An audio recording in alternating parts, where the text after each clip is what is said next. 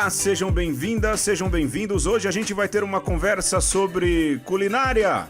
Em especial, vamos falar de sonhos. Sim, dá para gastar um bom tempo falando sobre essa belezura da culinária. Eu sou Pedro Luiz. Eu sou Alexandre Ferreira. Você gosta de sonho, Alexandre? Olha, é um dos meus doces de padaria preferidos.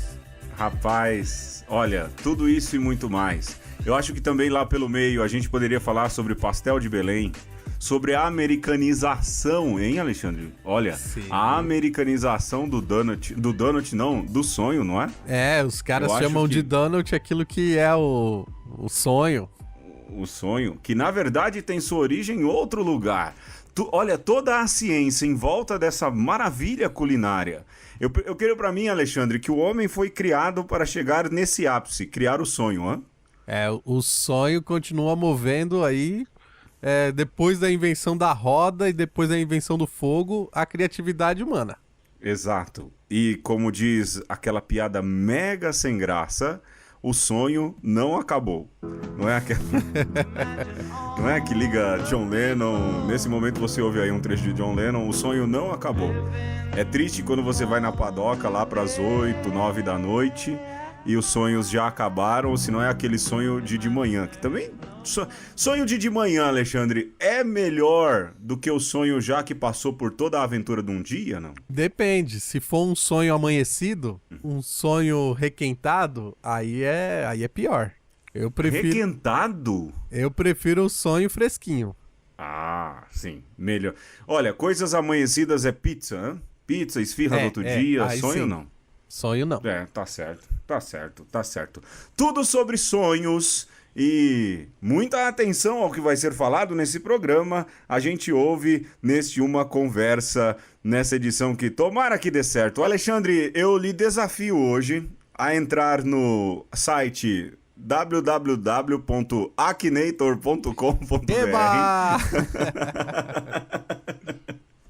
Mas eu mudei o nome do jogo, beleza? O jogo hoje ele vai ter esse aqui é como se fosse um Akinator do PlayStation 4, entendeu? É mesmo? Por quê? É um Akinator com um Q a mais. Um Q a mais. Porque assim, nós vamos... ele é dividido em duas fases. Nós vamos tentar encontrar o maior cantor brasileiro de todos os tempos neste programa, que se chama Pinduca. Dona Maria, que dança é essa que a gente dança só? Dona Maria, que dança é essa? É carimbó, é carimbó.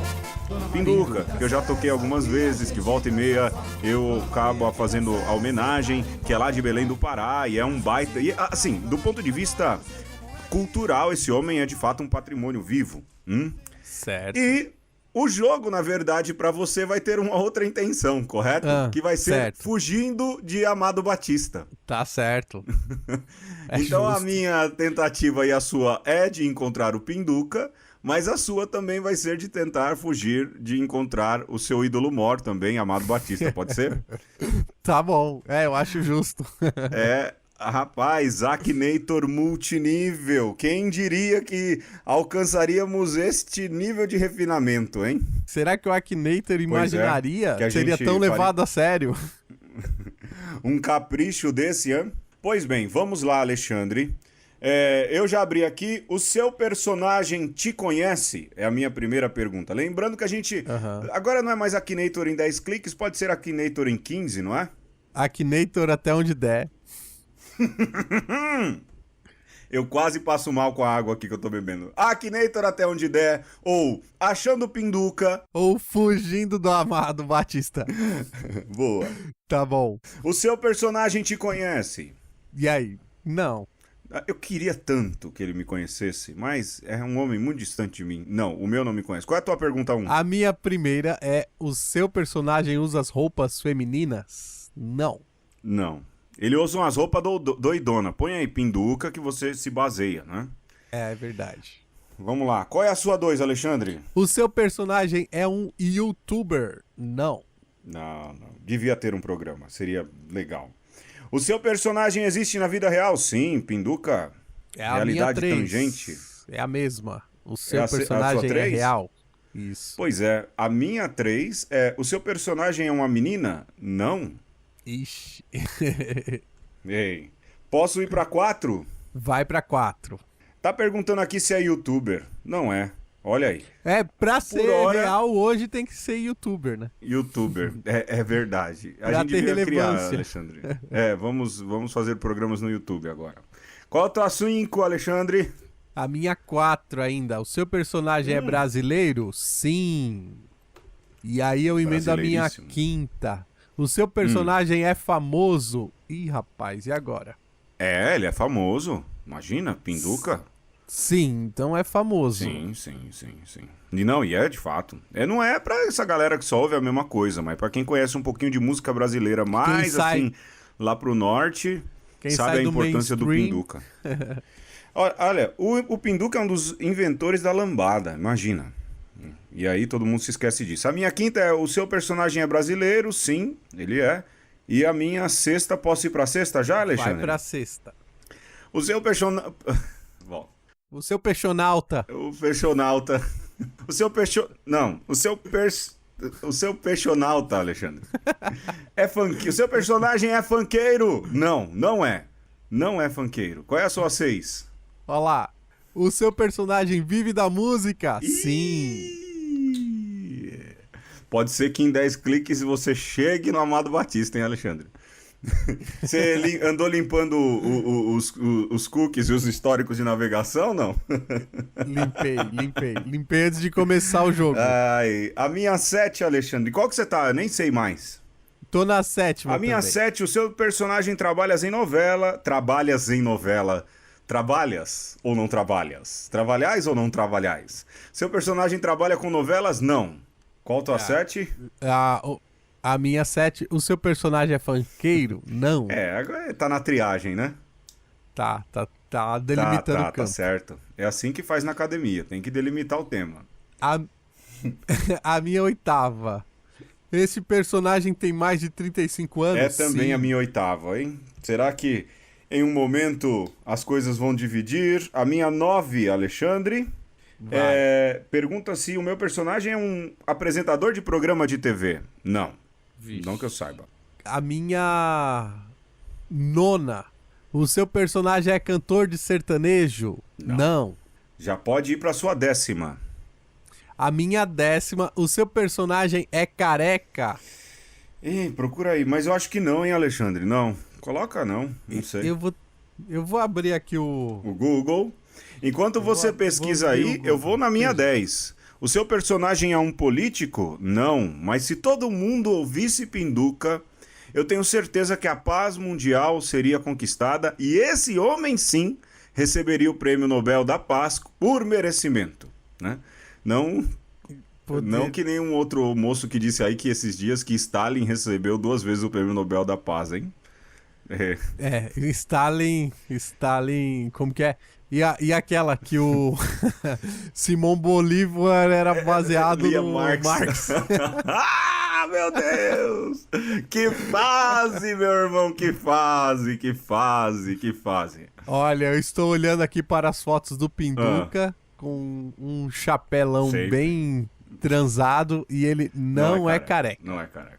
Então vamos lá, você vai pra sua 11? Vou pra minha Manda bala. 11. O seu personagem já morreu? Não. No dia que o Pinduca morrer, tem que ter luta oficial de 30 dias no Brasil. Lojas fechadas, paradas e tudo mais. Paradas militares. Paradas militares tocando lambada. Tocando a garota do Tacacá. Seria legal, Alexandre, hein? Já pensou em paradas militares? Vamos lá, a 11ª. O seu personagem vive da música? Sim. A 12ª é aquela tua já. O seu personagem é cantor sertanejo? Não. Puxa vida. E o Akinator já tá com cara de pistola aqui, hein, Alexandre? O meu tá com cara que tá fazendo força. Tá, o meu também. 12ª. O seu personagem entende de computadores? Não sei. Tem cara de tiozão do Zap, hein? Então não Olha entendi. essa aqui. Olha, eu não sei se é verdade. Pelo sim, pelo não, eu vou compartilhar. Parece que sim, tá ok? Compartilha. Vamos lá. Eu tô na 13ª já, você? A minha também. Quer que eu fale a minha 13ª? Manda bala, manda bala. O seu personagem foi considerado um rei? Não sei. Coloca não sei, hein? Não sei, não sei. O meu tá perguntando se o meu personagem tem mais de 50 anos de idade. Sim, tem. Vai lá. A minha 14ª quarta. também. Eu acho que a gente vai chegar junto. O seu personagem já morreu? Não. Não. Tá vivão. A minha 14ª. O seu personagem faz parte do TXT? Eu imagino que seja alguma boy band. Ou boy band, ou coisa de japonês, ou K-pop, alguma coisa K-pop. assim. Agora, a minha 15ª, o seu personagem já foi considerado um rei, eu vou colocar não sei. Vamos lá, a minha 15ª. O seu personagem é negro? Pergunta capiciosa essa, hein? Então, vamos lá. No Brasil, quem é que faz essa distinção, hein? Quem é negro e quem não é? Pois, tem uma menina que é loira no Big Brother e que diz que porque a avó dela é negra, ela diz que ela é negra, hein? Imagina. Pois é. Mas o Pinduca é negro, hein? Certamente, olhando pra ele. E, na verdade, é aquela mistura entre negros e indígenas. Né? É a cara do Brasil mesmo. Sim, né? sim. Mas é negro. Tem traços negros. Eu tô até olhando aqui. Agora, vamos lá. A minha 16ª, o seu personagem tem cabelos grandes? Não. A minha 16ª, o seu personagem possui poderes telecinéticos? Ele mexe as massas, hein, Alexandre? Seria legal, hein? Já pensou? Um show do Pinduca fazendo as bailarinas flutuarem. Ia ser louco. Vamos lá. Minha 17ª? Manda bala. O seu personagem mudou-se para outro país? Não. Não. Permanece em Belém. A minha 17ª mostra que esse programa tá bugado. O seu personagem tem menos de 6 anos? Não, pô. Puxa vida. Tinha mais de 50, agora tem menos de 6? Tá louco? Vamos lá. A minha Vai 18ª, o seu 18ª. personagem é sambista? Não. Puxa vida. A minha 18ª, o seu personagem faz parte do The Voice? Não. Não. Carlinhos Brown. Tá dando dó do Akinator. Tá fazendo caras estranhas já. Desbloqueamos caras novas no Akinator, hein? Verdade. Vai lá. 19. A minha 19ª pergunta. O seu personagem é corcunda? Não. Que pergunta? Isso não é nem pergunta pra Isso é pergunta cortar. que se faça, né? Não é. Não. O meu a 19, o seu personagem é magrelo? Não. E eu já vou mandar na 20. O seu personagem faz parte de The Final Level Show? Não. Não sei nem o que é isso, rapaz. Deve ser alguma série. Pois é.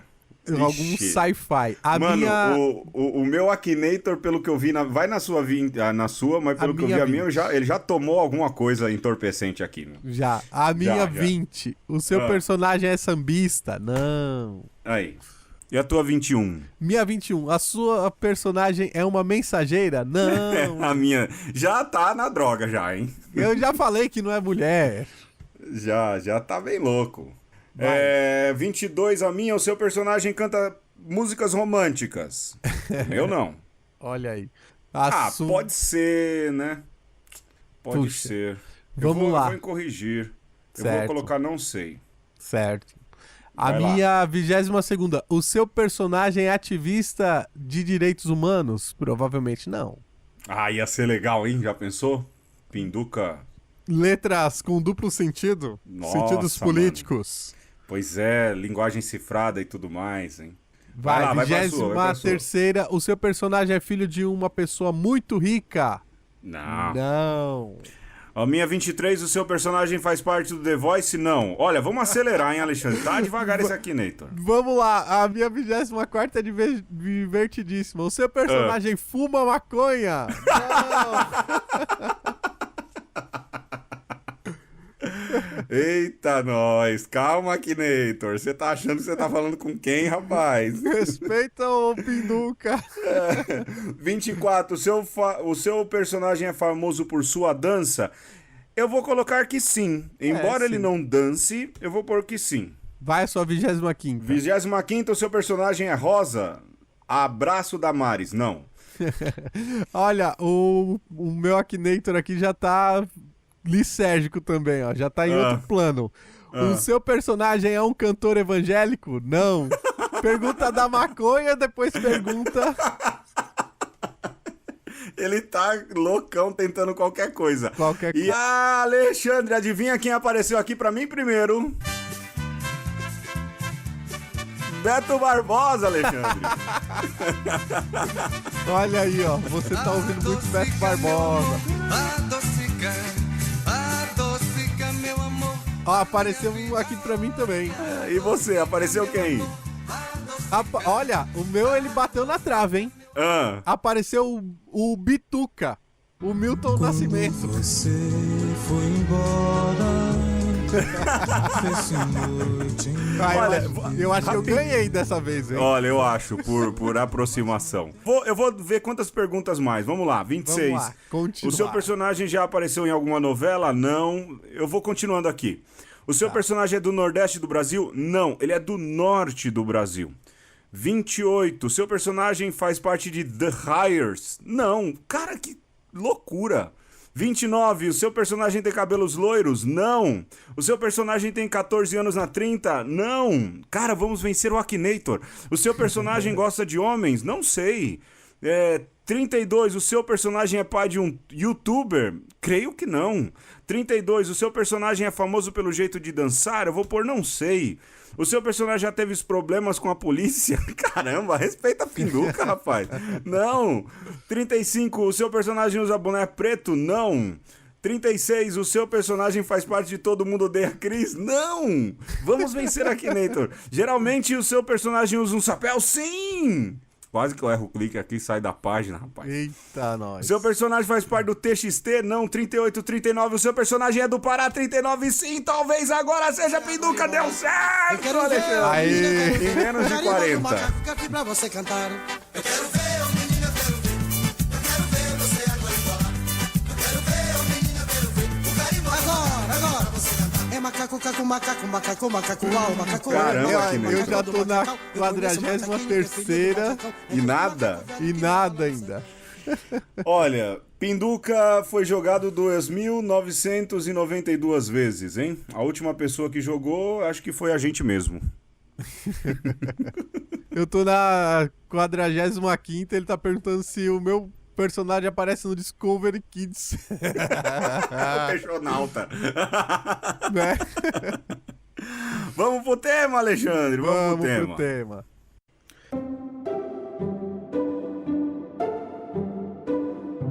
Conta-se que por volta de 1756, quando a Prússia estava prestes a ser invadida, Frederico o Grande recrutou todas as pessoas disponíveis para defender Berlim.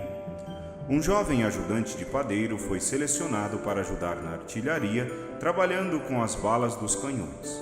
Depois de um certo tempo, recebendo treinamento e não mostrando talento para a guerra, o jovem foi afastado do batalhão, voltando a trabalhar como ajudante de padeiro. Inspirado pelo seu treinamento de guerra, ele decidiu criar uma nova receita, fritando bolas de massa fermentada ao invés de forneá-las como era o convencional. Dessa mudança nasceu o sonho, chamado de Berliner, em referência à cidade. Os Berliners, ou bola de Berlim, se espalharam por todos os continentes. Nos Estados Unidos, com um furo no meio, recebeu o nome de Donut. No Brasil, foi batizado poeticamente como sonho, palavra que descreve muito bem a combinação entre a massa e o saboroso recheio.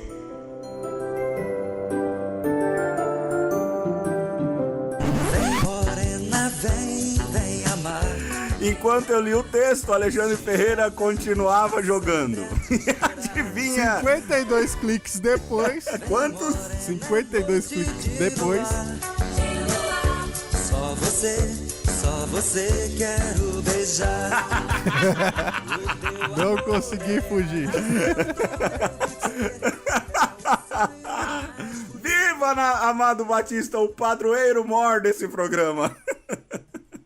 Tem jeito não. Vamos lá, depois de o Amado... Hoje vai ser... Olha, eu sinto Eu sinto ventos de interrupções nesse programa, hein, Alexandre? Sério mesmo. A conexão tá meio esquisita, né, Pedro? Tá esquisito.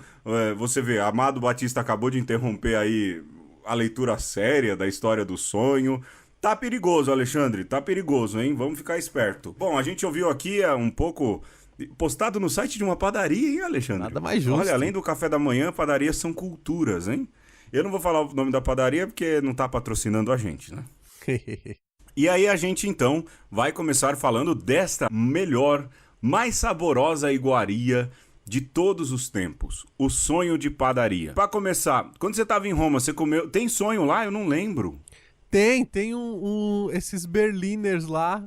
O creme não é igual, mas, olha, esse açúcar de confeiteiro fica bom em qualquer coisa, né? E lá tem uns bolinhos bem parecidos com os nossos sonhos. Lá a galera põe muita Nutella, não é, Alexandre? Também, tem também. E tem uns potões de Nutella, assim, de 4 quilos, sabe? Uma coisa que eu não entendo do italiano é como comem tanta massa, porque a massa, o carboidrato ali é a base da alimentação da galera, é a base.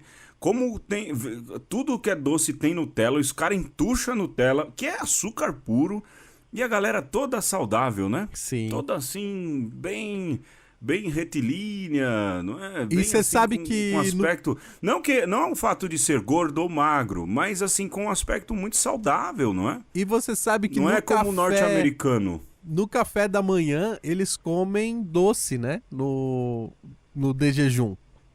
Um café ali. É difícil um italiano comer um salgado, um pão. Não, geralmente é que eles chamam de corneto, que na verdade é o brioche, né? E é sempre um doce. Você falou de corneto, eu lembrei um dia, lembra quando passou na TV os Três Tenores? Lá na Copa de 94, né? E eu lembro que eu tava assistindo com meu pai e no final eu perguntei, e aí pai, você gostou do concerto? Ele falou, eu gostei, eles cantaram Dá-me um corneto, né? Eu sou Mio. Como vai se abrasileirando a coisa, né? Dá-me um corneto, toca aí, dá-me um corneto. Eu lembro que em Roma, quando eu fui te visitar lá, a gente comeu bastante coisa que tem a Nutella. Nos Estados Unidos tem o Alexandre. Aí tá aí uma coisa que aqui é muito caro no Brasil, mas que eu fui agora olha eu, de novo, o babaca do Chile. Tem Dunkin' Donuts lá, um monte. Poxa. Não é que nem aqui. E rapaz, gosto também, hein? Olha, e é barato e é gostoso, viu? É aquela explosão de gordura, carboidratos e açúcar. Agora você falou do açúcar de confeiteiro, eu sou contra. Pra mim tinha que acabar o açúcar de confeiteiro. Mas por quê? Sim. Primeiro eu tenho barba grande, né? Então já expliquei metade do problema. Segundo, eu gosto de usar roupa escura. Então eu já expliquei aí 75% do problema. Terceiro, que eu sou estabanado pra comer. Não há uma vez que eu coma que eu não derrube alguma coisa. Então tá aí 100% do que eu acho que... Olha, pra mim tem que acabar o açúcar de confeiteiro. Tem que acabar. Já passou da hora já. Eu gosto, viu? E lá também em Roma, tinha no período do Natal, tinha o panetone também, mas o carro-chefe é o pandoro, que é um pão amarelinho assim, ó, coberto com açúcar de confeiteiro. Eu virei fã. Foi esse aí que foi sua janta numa noite de Natal, não foi? Foi o almoço. O almoço. Uma história, no dia que a gente fizer o podcast de histórias tristes, a gente conta essa, né, Alexandre? As histórias incontáveis de Roma, a gente vai contar essa. Mas voltando à história do sonho, é interessante como na história o doce ele é praticamente um manifesto pacifista, né? De um padeiro. E logo onde? Em Berlim. De uma cidade que foi dividida por um muro da discórdia. Pois é. Berlim, que significativo, hein? E um lugar que tem guerra. Ô lugar pra ter guerra, hã? Pois é. Agora, você já imaginou assim, ó, aquele pão, né? Aquela massa frita com aquele creme que corta ele de um lado pro outro, como metáfora de uma Berlim dividida em ocidental e oriental. Nossa, Alexandre, é profundo essa, hein? Nunca mais você vai comer sonho do Nunca, mesmo jeito. nunca. Olha, nossa, eu vou comer chorando um pouco, hein? Né? Tocando alguma coisa de Wagner bem dramática. Você vai começar destruindo o muro agora. Hein? Sim, agora eu só vou comer sonhos ouvindo Cavalgada das Valquírias. Aliás, que, né? É uma boa trilha sonora pra comer sonho, né? E aqui no Brasil, Alexandre, você tem algum sonho preferido? Tem aquele que você fala, não, o sonho daquele lugar ali, aquilo ali é bom. Eu tenho, mas antes eu queria fazer um protesto depois que você falasse, vai. Não, eu não tenho, não. Eu gosto do sonho tradicional, não gosto quando o pessoal fica inventando moda. É que nem churros, né? Não, tem que ser o... Não, churros eu abro concessões. Não é possível. Churros eu não, já transcendi, mas o sonho, aquele creminho, pra mim é especial. Olha, eu queria aqui fazer alguns protestos, eu posso não? Pode. Ó, primeiro de tudo, sonho, minha amiga e meu amigo, não tem que ter... Primeiro, o recheio não tem que vir pra fora do churros melando tudo e depois joga aqueles granular. Não é assim.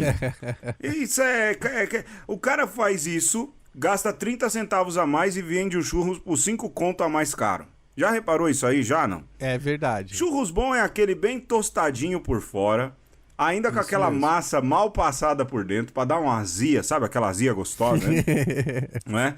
E aí você atocha ali o doce de leite, e atocha o doce de leite, erra no buraco, vaza pra fora. Churros bom é assim. Esses churros que vem com recheio de fora, não é. Outra coisa, churros é com recheio de doce de leite. Esse negócio de chocolate... Já lembra do carro do churros que passa? Aí deve passar, Pedro. não passa, não? Passa, mas olha, aquela massinha do churros com uma goiabada e um queijo Não. quente. Não, isso é... Olha, pode chamar de outra coisa, não precisa chamar mais de churros. Não, tá errado, Alexandre. Aí você frita o pão na tua casa e coloca churros. Eu sou meio progressista, né? Quesito de churros. Não, no churros eu sou purista. Aliás, certas coisas eu sou muito... Cara, que absurdo. Churros de goiabada com queijo. É maravilhoso. Não, Alexandre. Olha, você frita o pão na tua casa e faz, mas não me chame isso de churros, hein? Não me chame. Olha a gente discutindo aí pela primeira vez, hein? E outro protesto. Primeiro, uma coisa que me deixa bravo, Alexandre. Mini sonho de padaria. E aí é maldade isso daí, é quem sadismo. Inventou isso? Mini comidinhas. Mini qualquer coisa, mini hambúrguer. Que é isso agora? Onde é que esse povo tá com a cabeça? Que desrespeito, gente. Mini hambúrguer. Como que é? São finger foods? Finger... Aí já americanizaram o negócio. Finger foods. É bem essa real aí mesmo. Olha, sou contra. A gente aqui tem que criar um movimento contra mini comidas, Alexandre. Isso aí eu tô de acordo. Tá, mini chu. A única coisa mini que eu aprovo é aquela coxinha que vende lá na loja do Rapazo. Aquela coxinha pequena é boa, hein, Alexandre? É boa. É boa. Aquela com frango e um cremezinho. Uma imitação de queijo. Olha, lojas do Rapazo. Não é? Bem boas as coisas. E por último, eu não sei se eu já sou um consumidor histórico, Alexandre, de churros, né? Manifesto culinário do Pedro Luiz. Muito. Vamos lá. Hoje eu tô, hein? E assim, eu vou ser bem sincero pra você. Eu fico bravo, pistola, que mudaram o creme dos churros, Alexandre, e ninguém fala nisso mais na sociedade. Alguém tem que se manifestar contra isso. Você já reparou que mudaram o creme? Não. Mudaram. Pelo menos dos que eu como é sempre ali do tradicional. Não, mas ele é uma imitação do tradicional, mas ele não é exatamente aquele gostinho. Ou pode ser que seja uma nostalgia também, né? Pode ser que eu tenha me exaltado por nada. Pode ser que a memória afetiva seja mais saborosa do que a realidade. Eu tô um pouco triste agora em relação a isso, porque talvez de fato esse protesto seja um pouco desnecessário. Não, mas proteste enquanto pode. Pô. Né? A gente tem que protestar enquanto dá, porque vai ter uma hora aí, né, que vai ficar difícil. Jujuba, bananada, pipoca, cocada, queijadinha, sorvete, chiclete, sanduíche, chocolate. Outra coisa, Alexandre, eu queria perguntar, já que você não tem, mas eu vou fazer memórias aqui de alguns churros de alguns lugares bons. Por exemplo, lembra aquele lá perto do seminário, onde a gente sempre comia? Naquela padaria lá, sim, não é? Sim. Era bom, Sim. mas o melhor churros de São Paulo, na minha opinião, pega aí seu papel, pega aí sua caneta pra... Atenção! Devido às últimas notícias de uma escuta do Serviço de Inteligência e também das agências internacionais de inteligência, o programa Uma Conversa agora está sendo interrompido para ser transmitido através de uma linguagem cifrada. Você, ouvinte costumeiro, receberá todas as cifras e códigos necessários para escutar esse programa sem que sofra maiores consequências. Coragem! A revolução continua! Avante, coleguinhas!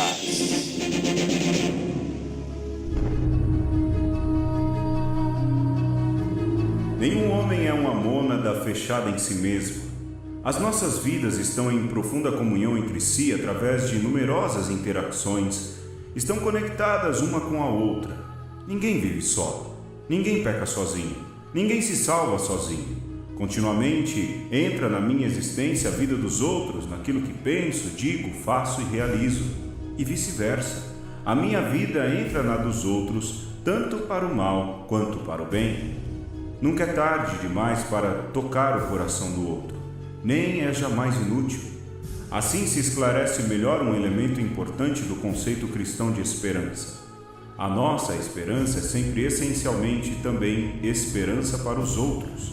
Só assim é verdadeiramente esperança também para mim. Como cristãos, não basta perguntarmos como posso salvar-me a mim mesmo. Devemos antes perguntar o que posso fazer a fim de que os outros sejam salvos e nasça também para eles a estrela da esperança. Então terei feito também o máximo pela minha salvação pessoal.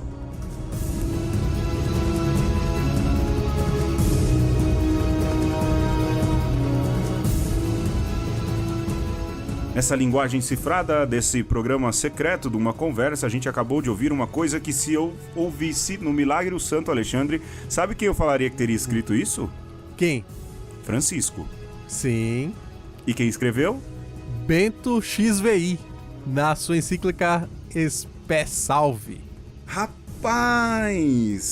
É que a gente lê, cada encíclica que sai, a gente lê e fica com ela na cabeça, e a gente anda na cabeça com a Amoris Laetitia, e a gente também anda na cabeça com a Laudato Si, mas isso Sim. poderia estar tranquilamente colocado na Laudato Si, não é?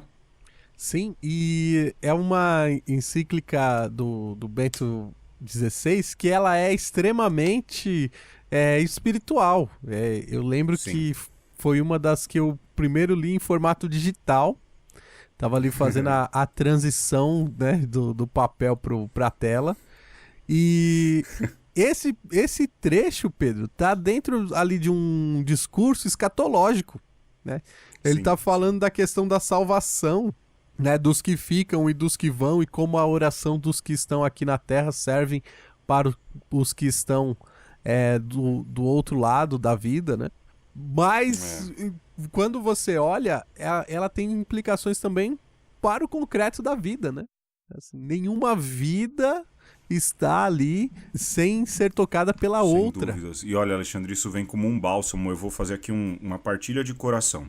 Hoje de manhã eu rezei a missa e fui, antes de vir pro meu pai, com muita fome, eu parei numa padaria ali no Ipiranga.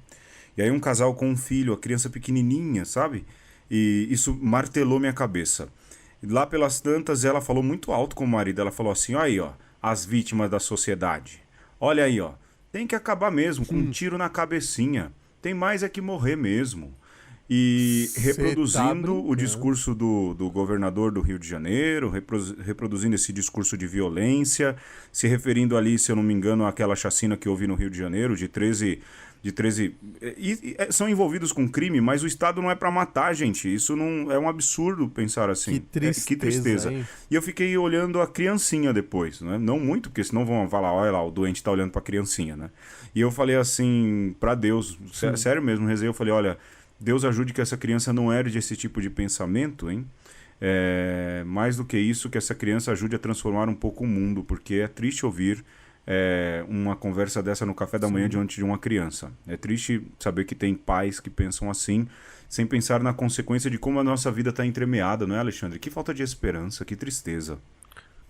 E aí você fica pensando, esperança em quê, né?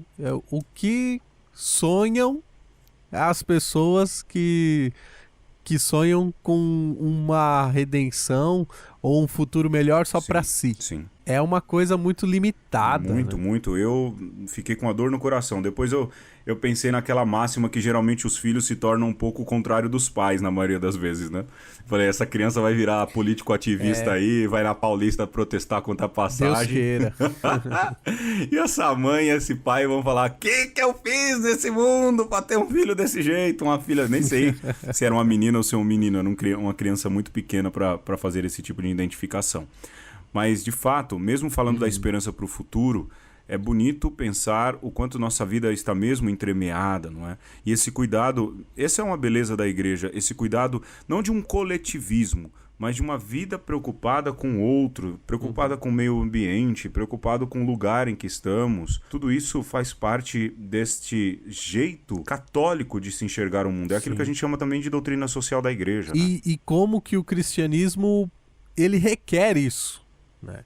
Você pensa que a própria encarnação do Cristo não poderia ser uma coisa aleatória, né? Deus não fez assim, girou lá o globo terrestre assim com o dedo e fechou o olho e colocou o dedo, vai nascer em Israel, ou poderia ter girado e falar, vai nascer na Amazônia. Não, ele escolhe um povo, né? Você tem que pensar que primeiro ele praticamente faz surgir um povo ali da promessa de Abraão, Faz surgir, esse é o termo melhor, eu acho. São centenas de anos até que você chega lá, né, num determinado momento, e eu acho linda aquela música que a gente canta no Advento, da cepa brotou a rama, da rama brotou a flor. Quer dizer, Maria como uma fina flor preparada de um povo escolhido para vir o Redentor, né? Não dá para você pensar numa salvação que não seja coletiva e que não seja preparada de uma sociedade humana que se depura para esse momento X da história. E que depois essa flor, ela também eclode, né? E as sementes dessa flor, que é o fruto da própria salvação, que é o Cristo, com os apóstolos ele povoa o planeta inteiro, mas nunca de uma maneira isolada. Para dizer que a salvação, como a esperança, nunca pode ser o desejo de uma pessoa sozinha e não pode ser construída na sua individualidade. E, Pedro, isso é um problema para o nosso tempo. Né? Porque essa visão se torna perigosa, sim, né, Alexandre? E porque nos dias de hoje em que está todo mundo preocupado com o seu cada um, com esse espírito até do liberalismo, de que, olha, o importante é você ter as oportunidades para o seu crescimento, custe o que custar, e que ninguém pode interferir nisso. Esse seria o direito máximo. Como isso vai contra esse espírito salvífico que está na própria essência do cristianismo, onde um puxa o outro, um é responsável para que o outro tenha vida. Mas olha, eu enxergo, assim, com todo respeito a quem tem uma visão cristã diferente, até porque o cristianismo é tão diverso quanto é o islamismo, quanto é o próprio judaísmo, como é o budismo. Essas raízes religiosas encontram ramificações muito diferentes, não é? E a igreja, ao longo de 2000 anos, ela conseguiu desenvolver um pensamento crítico, social e religioso que precisa ser recuperado, precisa ser trazido de volta, mas que muitas vezes é incompreendido pelas outras linhas cristãs religiosas. Eu não lembro se eu já contei isso aqui ou não, mas nesse curso em que eu estava, houve alguém que desconhecia totalmente a doutrina social da igreja, também porque era de uma outra matriz religiosa cristã, não é? De uma outra linha cristã, e falando dos discursos do Papa, de João XXIII, falando até de Pio XII, falando de Pio X, né? Falando da Rerum Novarum, quer dizer, coisas do século XIX, não é? E sobre trabalho infantil e como esse pensamento vem evoluindo. E lá pelas tantas uma pessoa falou, olha, isso aí me soa como um neomarxismo. Pois é. E para nós que somos católicos, dizer, olha, não somos marxistas, muito pelo contrário, não é? Criticamos esse coletivismo marxista, como criticamos o individualismo ultraliberalista, não é? Exatamente. Que é hoje o plano de governo do atual presidente do Brasil e de seus ministérios e tudo mais. Mas o que a gente estava dizendo ali, e o que o Alexandre está dizendo, e como isso se torna perigoso, é que o evangelho e essa visão social do evangelho, que não tem como escapar do jeito católico, ela vai se tornando perigosa justamente pelas propostas que ela traz. Não é verdade, Alexandre? Porque nós vivemos um tempo em que tudo o que cheira a crítica a esse neoliberalismo, a crítica ao mercado, soa como um perigo e como algo a ser combatido. Nem tudo é marxismo. E eu ainda diria, nem tudo no marxismo é nocivo. Mas para quem está querendo defender esse estilo de vida predatório, e eu não consigo achar uma outra palavra para isso, você não consegue lidar com essas críticas. E aí você vai criando um clima de perseguição, um clima sempre de Guerra Fria mesmo, paranoia. Né? De paranoia. Como foi até a década de 80, e parece que querem reativar isso. E a quem interessa isso? Né? Esse clima de belicidade, a quem interessa essa divisão da humanidade? Porque em suma é isso. Você divide países, você divide vertentes políticas, você divide os indivíduos, cada um no seu quadrado, como se diz. A quem interessa isso? Sim. Eu fico pensando, Alexandre, por exemplo, se a gente recupera ali o sonho de Paulo VI, já que a gente está falando de sonho, não é? Quando Paulo VI vê a ONU ser criada e ele vai lá discursar e ele escreve a Populorum Progresso, a gente já falou de Paulo VI e tudo mais, mas há um trecho fundamental lá em que ele diz, olha, que beleza e que coisa bonita e esperançosa, que sonho realizado ver as nações se unindo para discutir sobre problemas e soluções. E hoje em dia tem um ministro de Relações Exteriores que chama isso de globalismo, aliás, um monte de gente, não é? E critica. Eu queria saber os católicos que pensam assim, se vão ficar com o ministro das Relações Exteriores e com seus ideólogos ou com o pensamento de Paulo VI, por exemplo, não é? Pois é, olha só, você tem aí um momento de decisão, de escolha, igual nós temos lá no Antigo Testamento, né? Eu te dou para escolher, né, entre a vida e a morte. Quem você escolhe? Sim. Ser sensato, escolhe a vida, foi até tema da campanha da fraternidade, né? E aí? Você vai dar ouvidos a quem agora? Aos ministros? Ao ideólogo? Ao ministro do ideólogo? Vamos dizer especialistas em economia, Pedro. Não fala ideólogo porque ideólogo só existe de um lado. Ideologia é só do outro. Então, você vai ficar com os Chicago Boys ou você vai ficar com os Francisco Boys? Pois é, com o Paulo VI. Os Papa Boys. Vai ficar com os Cristo Boys, não é? Os de raiz, não é? E aí, passando desse ponto de vista, a gente queria entrar num outro assunto. Agora a gente está com mais liberdade também. Não que a gente antes não tivesse, muito pelo contrário, mas de tempo. De tempo a gente tem, né, Alexandre? Mais tempo. Que é o fato do perigo que vem sendo dito, que é o sínodo panamazônico. Não é? Exatamente. Nos espantou. Eu creio que o Alexandre também, a mim também, a uma série de católicos.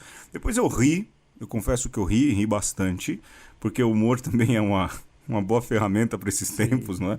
Necessária. Exato, e a gente já dizia isso no fim do ano passado, no começo desse ano, o humor é a melhor ferramenta da loucura criada a ponto de ter gente de agência internacional, de agência de inteligência e gente querendo participar por parte do governo do sínodo panamazônico. É um total desconhecimento, primeiro, do que é um sínodo. Total desconhecimento do que é a igreja. Exato, e do papel da igreja na Amazônia. Aliás, não é de se espantar, né, Alexandre? Porque esses dias Chico Mendes virou irrelevante. E Chico Mendes era um agente de pastoral católico. Mas é de se espantar porque se diz que é uma agência de inteligência. Se é uma agência de inteligência, se pressupõe que vai estudar aquilo que está se espionando, que se está observando. E a galera dizendo que a gente quer entregar a Amazônia para as forças internacionais. Uai, mas não era a igreja que estava querendo montar uma base norte-americana aqui no Brasil, não é? Pois é. E que depois foi deschavada pelos próprios militares ajuizados desse governo. Mas é triste ver esse tipo de maluquice, de enxergar no sínodo, que é uma reunião eclesial que acontece volta e meia, pelo menos de 2 em 2 anos, e achar que isso é uma ameaça, que a gente quer entregar, que os católicos querem entregar a Amazônia, que os católicos querem ingerir naquele lugar. A gente tá ali há tempos, meu Deus do céu. E uma coisa que eu acho que é uma contribuição que nós podemos dar e que muita gente não vai entender quando a manchete vem dizendo assim: a agência de inteligência está olhando para o sínodo da Amazônia. E antes da gente falar até mesmo do sínodo, é importante lembrar que para a Igreja Católica existe uma questão de territorialidade que ela é importantíssima. Então, se você pensar, por exemplo, aqui na cidade de São Paulo, a arquidiocese é chamada de Arquidiocese de São Paulo no Brasil, né? Sim. E quando você pensa na região amazônica, cada diocese ela está circunscrita num determinado território. E a Igreja Católica, ela se organiza desse jeito. E o Sínodo Pan-Amazônico está reunindo os bispos dessas territorialidades que abarcam a Amazônia não só brasileira, como também dos outros países da América do Sul. E que é algo legítimo, porque é algo próprio da Igreja Católica. Se você, como agência de inteligência, como serviço militar que seja, quer intervir, você já pode começar a criticar essa divisão da Igreja Católica territorial. Sim, sim. Mas eles não conseguem entender isso, hein? Não conseguem entender isso. Pois é. Não conseguem entender esse ministério da igreja local, da igreja particular. Né? Esse é pedir um pouco demais, eu acho, hein? Então, eu espero que o pessoal da ABIN esteja ouvindo. Vai ficar a dica, né? Vai ficar a minha contribuição aí. Me chama, né? Se precisar explicar um pouco mais de eclesiologia, ou eu tenho uns professores bons para indicar aí. Um abraço Manzato, né? Ó, você ficar falando o nome dos caras aí, depois vão parar no DOPS. Aliás, vamos começar a usar aqui, então, é verdade, eu acho que seria melhor, não é? Usarmos códigos, pode ser, não? É melhor. É melhor. Por exemplo, quando a gente falar de bispo, a gente pode chamar de confeiteiro, pode ser, não? É melhor. Por exemplo, Igreja da Amazônia, o que a gente chamaria? As igrejas que estão na Amazônia. A gente pode chamar de Padaria da Diana, lembrando lá da Diana Amazonas. Padaria da Diana, beleza. Se a gente falar de desmatamento, então a gente fala o quê? Que queimou a fornada? Queimou a fornada. Queimou a fornada? Tá. E se a gente quer falar do governo, então, o que é? Que pode ser as grandes multinacionais? As grandes multinacionais. O Dunkin' Donuts. Dunkin' Donuts, Starbucks, né? Não vamos falar nome... O Café das Estrelas, como é? Notas das Estrelas, Starbucks, né? Dunkin' Donuts. Tá, se a gente falar, então a gente se refere assim. Eu vou te interromper e a gente se refaz, hein, por favor, né? Vamos lá. Tá, então, tá bom. Mas o que dizíamos, Alexandre? Você se oferecendo, portanto, para trabalhar, para ajudar ali, assessorar na ABIN sobre aquilo que é a igreja, né? Mas é uma pena, volto a dizer, é uma pena a gente perceber o quanto são obtusos esses pensamentos deste novo governo no Brasil. Elege tudo aquilo que eles não pensam como uma ideologia, tudo é viés ideológico, ideologia. Isso é uma palavra que já está me dando asco, sabe, Alexandre? Essa palavra já está me dando um certo perdendo nojo sentido, já. De certa forma também. Muito, para mim perdeu e muito, não é? E não é que a gente está fazendo uma defesa aqui, a igreja sempre foi pedra no sapato, né? se você pega, leia Batismo de Sangue, leia ou assista ao filme Batismo de Sangue. A igreja, especialmente a igreja em São Paulo, ela sempre foi pedra no sapato aí de regimes ditatoriais, mas a igreja, aí eu volto a dizer, né, Alexandre, a igreja era tão diversa que durante o período da ditadura militar, haviam bispos e padres totalmente compactuados com a ditadura militar. E se você acha que Batismo de Sangue ainda está muito enviesado, pode ler João Crisóstomo também. Vai ler os padres da igreja. Aí você já foi, né, para muito longe, Alexandre, muito longe. Mas voltava a dizer isso, não é? A igreja tem essa multidiversidade não só de lugares, mas também desses tipos de pensamento, não é? Mas é triste você perceber o quanto essa galera tem uma cabeça, eu disse, repito, obtusa em relação a certos assuntos e mostra o quanto há de todo governo no começo é despreparado, não é? Todo governo, todo. Os governos do PT também foram, os governos do PSDB também foram, mas é uma afobação de querer dar uma resposta de curto prazo e que não é assim que funciona também na vida. E aí fica arrumando inimigos para lá e para cá e coloca na cabeça do povo esse tipo de pensamento, né? Por exemplo, como já que a gente falou que bispos são confeiteiros, não é? Como é que você vai falar de um confeiteiro chamado Cláudio, hein? Cláudio, Auri Afonso, não é? Auri Afonso, o nome dele é Auri Afonso, não é? Que ajudou a escolher o nome do confeiteiro Mor. Do confeiteiro, o cara que soprou no ouvido do confeiteiro Mor: não se esqueça dos clientes da padaria mais pobres, né? Não se esqueça dos mais pobres. E aí o confeiteiro Mor falou: então acho que eu vou adotar o nome de Francisco, né? Como falar mal de Dom Cláudio? Confeiteiro Cláudio. Do confeiteiro Cláudio, né? Um homem assim com uma história, um homem que já poderia estar aposentado, curtindo aí não é, a sua velhice, o seu período de tranquilidade, e está aí trabalhando e continua trabalhando. E dele eu ouvi há um pouco tempo atrás numa reunião, né, para jovens confeiteiros e confeiteiros experientes e aprendizes de confeiteiros. Ele dizia assim, um confeiteiro de 80 anos de idade, hein, Alexandre? Ele dizia olha, não tenham medo do novo. Olha, um confeiteiro de 80 anos de idade.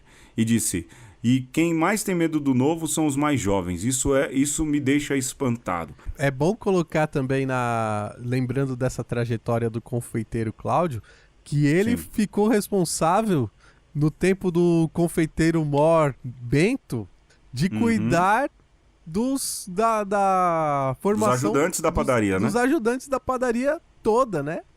Sim. Do sul ao norte do planeta, né? Sim. E outra, né, Alexandre? É uma preocupação, não é? Ou no mínimo, jogar fora toda essa história, toda essa representatividade. Apesar de que o confeiteiro Cláudio também tem uma história lá para as bandas de Santo André, não é? Que talvez por isso está havendo algum tipo de revanchismo também. Né? Quando ele estava lá na padaria de Santo André, mas esse homem é um grande, tem uma história grande, fez tanta coisa e um homem extremamente polido e político, não é? É uma pena mesmo, porque quando falam desse sínodo da Amazônia, ou melhor dizendo, né, dessa grande reunião de confeiteiros, né, já que a gente está falando sobre sonhos na Amazônia, exato. Não se percebe quais são essas preocupações, não é? Por exemplo, me diga aí, Alexandre, as preocupações maiores dessa grande reunião de confeiteiros na Amazônia.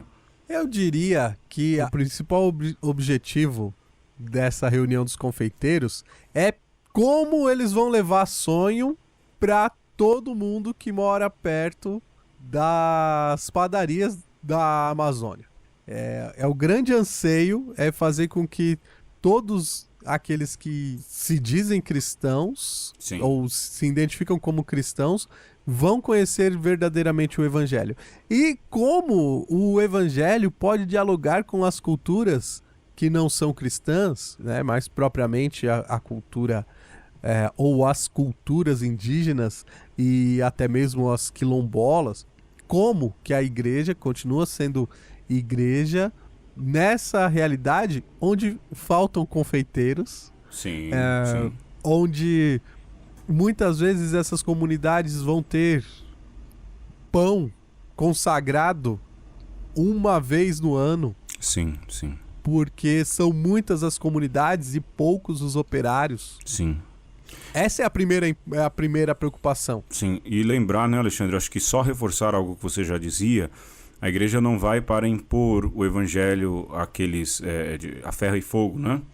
Já foi o tempo, né? Já foi o tempo, muito pelo contrário. Hoje em dia a igreja entende, graças a Deus, essa evolução, né, que é natural também, de que ali, no seu modo de vida, na sua cultura, sem essa invasão cultural, porque a religião também é cultura, sem a invasão cultural, de uma maneira muito mais organizada e protetora, justamente proteger as culturas locais, né? Não sair por aí acusando tribos de cometerem homicídio, isso ou aquilo, sequestrando criança para lá e para cá.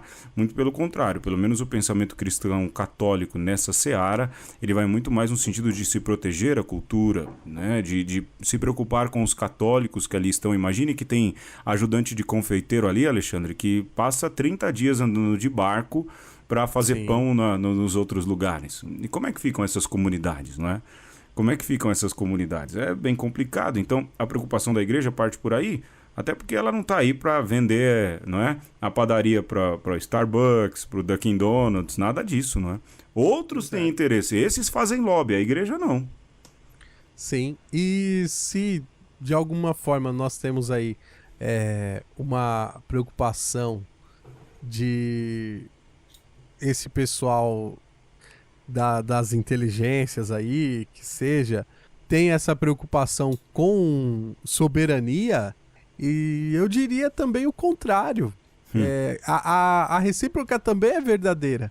Sim. Eles quererem interferir, né, nessa instância que também tem a sua autonomia, e a coisa é tão séria, Pedro, né, do ponto de vista político e geopolítico, Sim. porque o Brasil, né, e aí eu não vou conseguir usar a metáfora. Não, vai fundo. Mas veja. Larga a metáfora, já deixa de lado. Mas veja, uma das primeiras instituições internacionais que reconhecem a soberania do Brasil é a Santa Sé. Pois é. Lá no começo da nação. Sim. Né?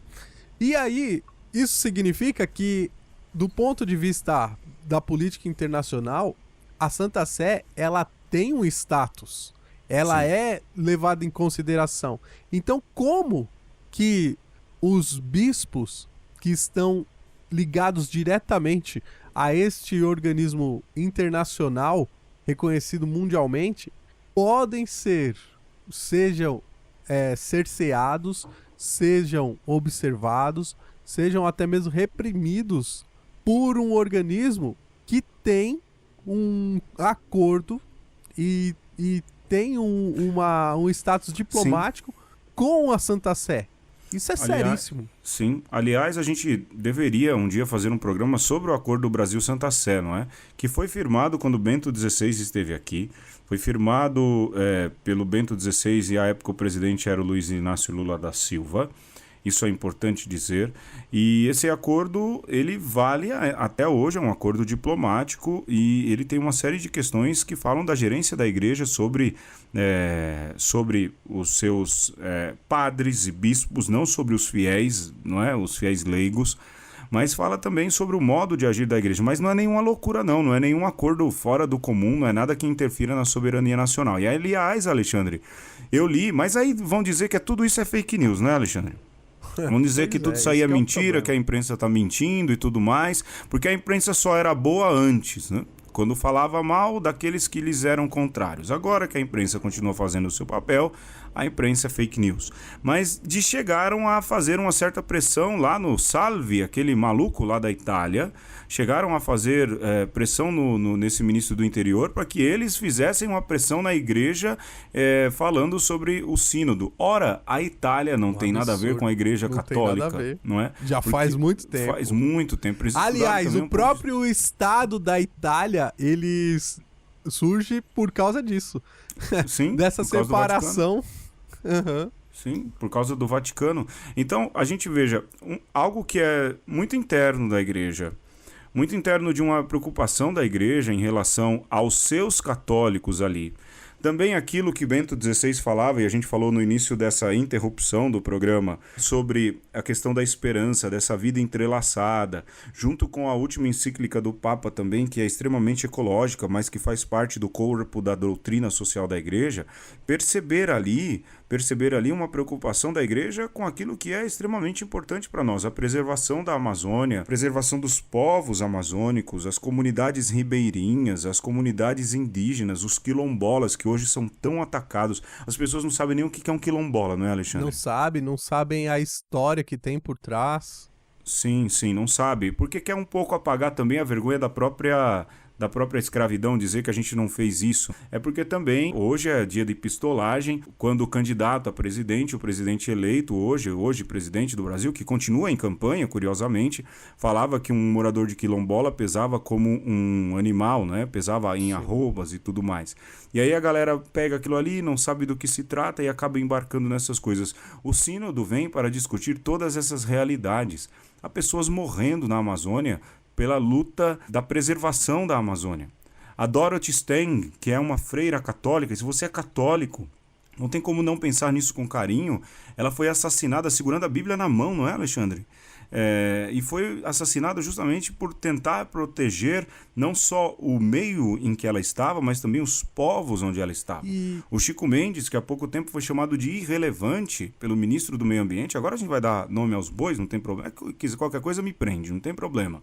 Mas falar que o Chico Mendes é irrelevante só porque ele era partidário do PT, mas isso foi há 20, 30 anos atrás, esse homem é uma história, esse homem deu a vida, morreu pobre, sofreu, e mais do que isso, era católico como nós, um homem de comunidade. Jogar tudo isso fora em nome dessa nova era, dessa nova história, faça-me o favor, essas coisas me deixam bravo, eu só não tô gritando porque eu tô no meu pai, viu? E eu acho, Pedro, que a gente tem que, nesse momento da história do nosso país, colocar os pingos nos is mesmo, sabe? Sim. Porque não é quando se fala de Dorothy Stang, quando se fala de Chico Mendes como um homem de igreja, como um cristão, como nós, sim, nós não estamos falando de uma criação posterior de alguém que foi lá e pintou estes homens como cristãos ou pintou esses homens como revolucionários. Isso é história. Sim. E é a história reconhecida pela própria igreja. Sim. E aí... Aliás, Alexandre, só um parênteses, reconhecido até pelo vice-presidente do Brasil, né? Exatamente. Que pelo jeito parece ser ainda uma voz de sensatez no meio de... Não me engano. Não me engano. Às vezes parece que sim. Mas o ponto que é o seguinte, Pedro. A gente gosta, como católico, tanto de falar da continuidade, né, da Igreja Sim. Católica desde os apóstolos até os dias de hoje. E aí, quando os bispos do Brasil, a chamada Conferência dos Bispos do Brasil, que são uma continuidade apostólica, para nós são os 12 nos dias de Sim. hoje, que nos dizem, olha, essa é a nossa história. Dorothy Stang faz parte da nossa história, da Igreja do Brasil, e ela foi perseguida porque estava querendo cuidar e denunciar a matança dos indígenas, a ocupação e desmatamento da Amazônia, como o Chico Mendes. E não dá, e esse é o pingo do i que a gente tem que colocar, não dá para você se dizer católico e negar o que fala a CNBB, negar a história dessa luta na Amazônia. Não dá para você achar que de uma hora para outra o pessoal do agro pop, da bancada do boi, virou santinho. Sim, exato. E a igreja sempre se posicionou contra e vai continuar se posicionando contra. Porque não dá pra você falar do evangelho de levantar a mão pra cima e louvar a Deus e falar que todo mundo tem que rezar o terço, sendo que tem gente morrendo do seu lado. Aliás, um pouco, até para a gente ir meio por caminhar para o final, Nós estamos gravando depois de um domingo que foi o 6º domingo do tempo comum. E, Alexandre, teve as bem-aventuranças no Evangelho segundo Lucas, não é? Então, assim, pega o Evangelho segundo Lucas, lá pro capítulo 6, as bem-aventuranças.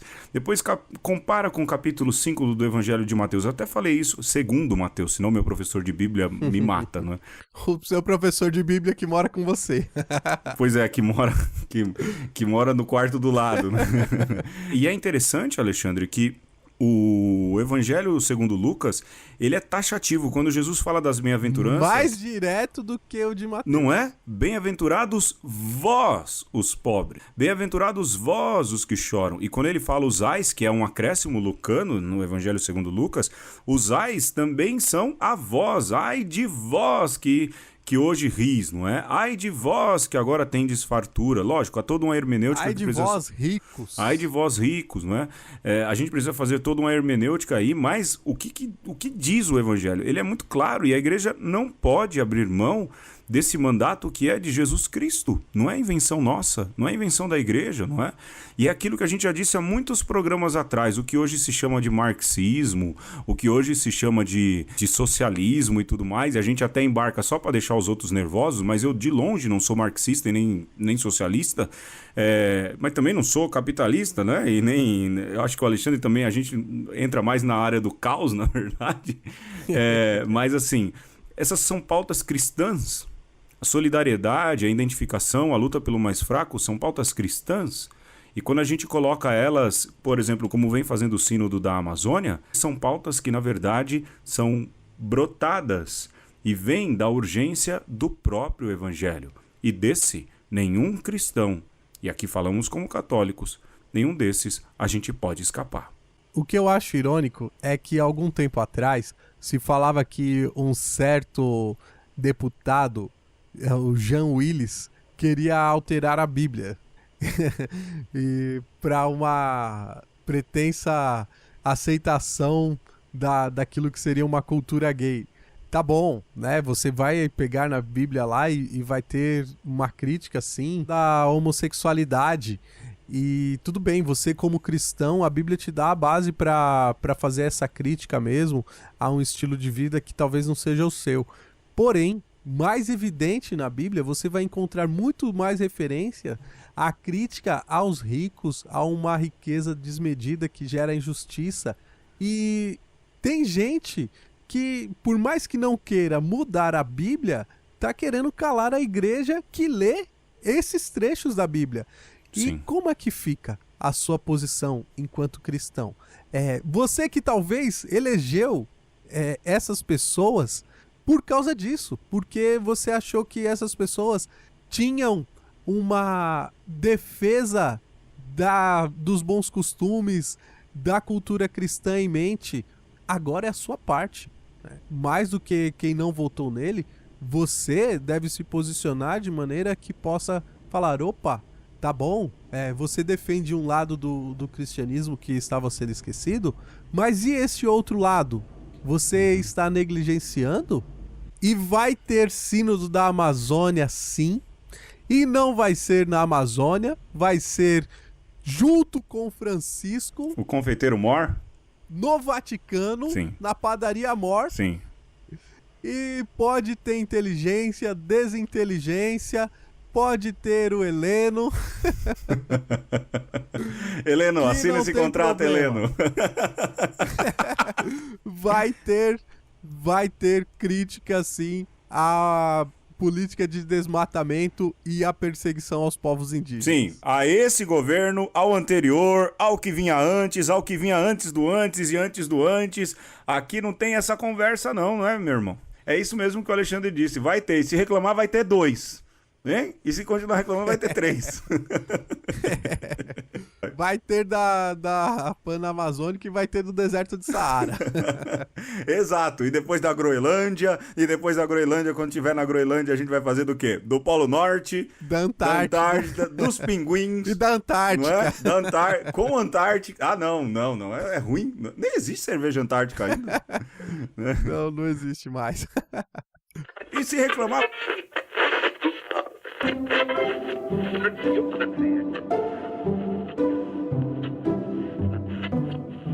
Eu gosto mesmo, é quando o sonho, ele tá ali naquele equilíbrio do recheio entre o açúcar e a maisena, sabe? Ele nem é tão doce e ele tem uma certa consistência que ele não desmancha totalmente na boca, mas, sabe, dá aquela gosminha assim. Que nojo. Aquele açúcar, assim. Não dá, Alexandre. Ô, Alexandre, mas eu gosto quando dá aquela vazada do lado, que você tem que apertar, cai um pouco, você come um pouco do creme antes. Pra mim, esses são os melhores. Não aqueles lá que você tinha falado lá atrás, mas esse que tem esse equilíbrio perfeito aí entre creme e pão, mas a gosminha não. Quando tem, eu tenho um pouco de nojo. Não, eu sou da questão do equilíbrio, entendeu? Então, a gosminha, ela faz parte da experiência do sonho. E a gente poderia falar ainda, Pedro, de quando o sonho ele fica meio branquinho ou se ele tosta demais, entendeu? Mas aí é a mão do chapeiro, eu acho, né? Sim, mas faz parte da experiência do sonho de padaria. Faz. Um confeiteiro de mau humor, por exemplo, né? Que vai te dizer se o sonho é daquela padaria que você vai comprar sempre ou você vai passar uma vez e vai dizer, essa nunca vamos mais. Pra próxima. Isso é verdade. Mas você tem a receita aí, né? Pra terminar, podia falar a receita de sonho bom, né?